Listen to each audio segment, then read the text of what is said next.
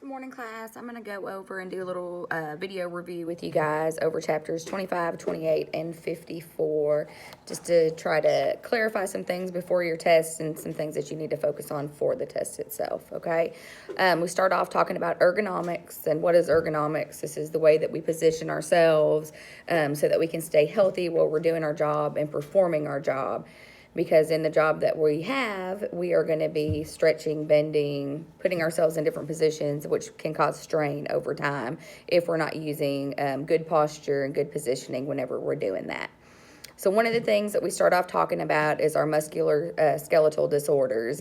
And these are going to be caused by, again, reaching, stretching, twisting, not having yourself properly positioned above the doctor whenever you're handing instruments in there. And they can cause a lot of strain and sprains and carpal tunnel down the road and all sorts of stuff. So we want to make sure that we are practicing good ergonomics when we're out there working. Our backs and arms and hands will appreciate it by the end of the day and the end of the week especially. Three main categories of your muscular skeletal disorders are going to be your posture. It can be caused by repetition because we're going to be doing a lot of the same things over and over again. And then the force on which we're using whenever we're doing it. Okay. So some of the things to remember, again, for being a dental assistant is making sure that we're positioned. Again, we want to be 6 inches above the doctor's level. So that way we can see what's going on. We can properly hand instruments over to him, and we're kind of staying in a neutral position, okay?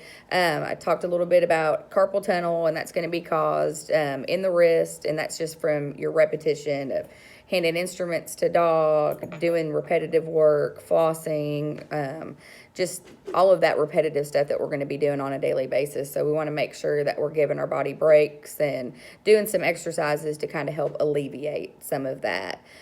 Also, eye strain is going to be one problem that we're going to deal with, and this is just by focusing on something for a long period of time. If you're in there doing a crown prep or putting crowns in with doc, you're in a surgery that's going on. There's a lot of eye strain going on in there during that time because some of those surgeries can take a very long time to do. So we just want to make sure that we're resting our eyes in between, not focusing on the same thing for too long, okay? Bruxism, this is just whenever you're clenching or grinding your teeth. We want to make sure that we are doing full back releases, and this is just where we're relieving the stress off of our back, our lower back, and our shoulders especially. We want to make sure that we're doing some exercises where we're letting our heads kind of,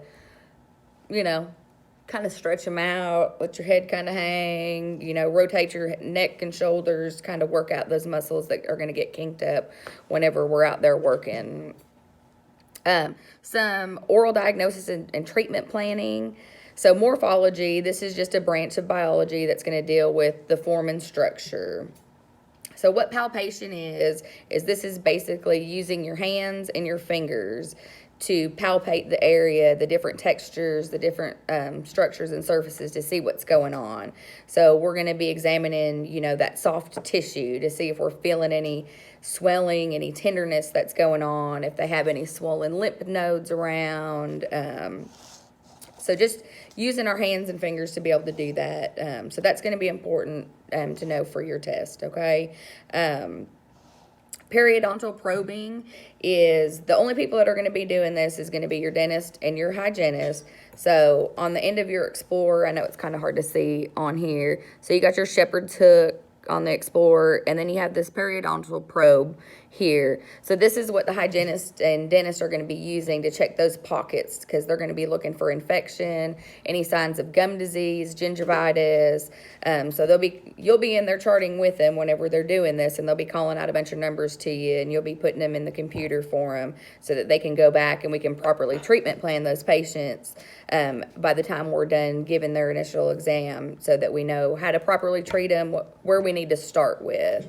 What's the most important thing? We got to get those gums healthy, those teeth healthy before we can start doing any sort of restorative work that might need to be done.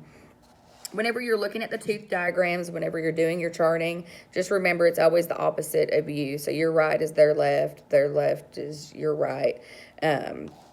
And they're going to have, so the chart will kind of look like this in here. So it'll have your primary teeth and it'll have your permanent teeth on there. What I always do before I chart is I'll be sitting in there with Doc, and I have a piece of paper with me, and I'm writing down what he's telling me needs to be done, whether it's an MOD on 31 or an extraction on 17. If we're doing crowns or bridges or anything like that that needs to be done, I write all that down, and then I go in and I chart afterwards, making sure that I'm clarifying with him before I chart that I do have everything written down the way that it needs to be. Sometimes they get to moving and talking so fast that they could misspeak at times, or maybe you misheard what they were saying. So that's why it's always good to make sure that you're writing it down before you go and actually put it in the patient's chart. And if you do have a question, make sure that you're clarifying that before it actually gets put into that patient's chart. The different color coding whenever you're doing your charting. So there's going to be blue or red. So blue is going to indicate the work that has to be done still. Your red indicates, your blue indicates work that has been done, and the red indicates work that needs to be done still. So whenever you go in there, I don't have a chart to show you like this, but you would go in here and you would mark the work that was already existing on the initial exam, and then after Doc had been in there, you would go in and chart the work that needs to be done, and that's going to show up in the red in their treatment plan whenever you're putting that in. Soft tissue exams, these are going to be the exams that are going to be examining the cheeks, the lips, the palate, the tonsil areas, your tongue, the floor of your mouth. They're going to be looking for any abnormalities, any lesions, anything that could be detected on that. One of the advantages, or why we even use oral imaging, there's, several reasons. First of all, we need to treatment plan these patients. We need to be able to see what's going on in there, so it magnifies what's going on in their mouth, so that way whenever it's pulled up on the screen or the computer screen, or if it's an actual film that's developed, most of it's going to be on the computer anymore because it's digital. But that way Doc can see exactly what's going on. So he's going to be able to detect any caries that are in there, any broken teeth, any bone spurs that might need to be taken care of. And they're legal documents. And we can also use these whenever we're treatment planning the patients so that they can actually see in front of them what's going on inside their mouth, because a lot of people don't really know and don't take care of their teeth the way that they should properly, or don't have the funds or the needs or means to be able to go to the dentist as often as they need to. So just being able to point out to them and actually show them in front of them what's going on and what's important to get taken care of so that we can get them back in good oral health. And we're going to be working on coronal polishing this month, which is going to be a lot of fun. Y'all will get to come in here and do that with me. I will demonstrate with you, and then I will have you guys practice on one of the mannequins, coronal polishing and also flossing, so that you guys can get comfortable with setting up, the feel of doing it, finding your fulcrum. It's going to be one of the hardest things for most of you, making sure that you're holding the instrument kind of like a pen, not holding it too far back. But we'll go over all that whenever you guys start coming in to view the instruments and go over some of the checkoffs that we're going to be doing later on this month, so that you guys can get familiar with it. It's going to be a lot of fun, and you guys should be really excited about it. Getting hands-on in the dental lab is going to be a lot of fun. I look forward to having you guys in here for that.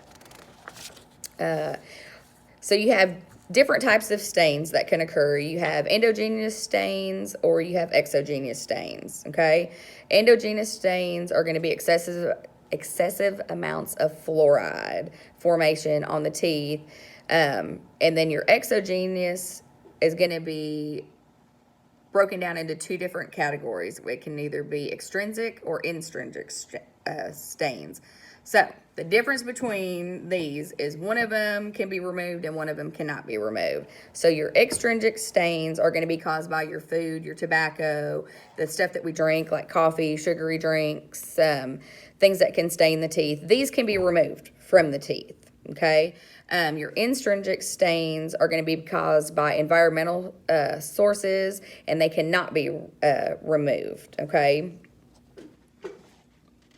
Methods of removing the stains are going to be using a bristle brush. This is going to be used to remove the deep pocket stains and fissures. You're going to apply just very lightly to the tooth. You don't want to cause any abrasion to the tooth or the enamel itself, so you'll be using the slowest speed that you can, because we don't want to cause any extra damage or damage that wasn't already existing there. The different polishing agents that we're going to use whenever you guys come in to polish, we're going to use a Profi paste, but you can also use it where you mix this powder and mouthwash to make kind of a slurry. Make sure that you know that for your test, you will need to know what the slurry is. Whenever you polish different restorations, you want to make sure that you're using aluminum oxide paste for this, and that's going to be used on your composite and your resins. And again, finding your fulcrum, you'll want to use your ring finger whenever you're doing it. If you're right-handed or left-handed, it doesn't matter which, but you're supposed to use your third finger or your ring finger to hold the instrument into place. And like I said, we'll go over that positioning whenever you guys come in and we actually start going over it. It'll make more sense then, but make sure that you know that what the fulcrum is and which finger is used whenever you're doing that. All right, you guys, I'm excited to have you guys start coming in and putting your hands on some of these instruments so that you can see what's going on, actually see them in person. I know it's probably hard to see a lot of them on the computer, to actually see the difference in them. So that's why I would like y'all to come in and be able to actually see them, go over them, take pictures of them, so that you can practice studying it.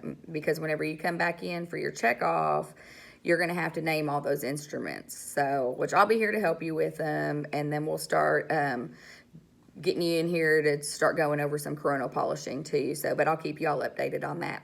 Thanks. I look forward to seeing y'all.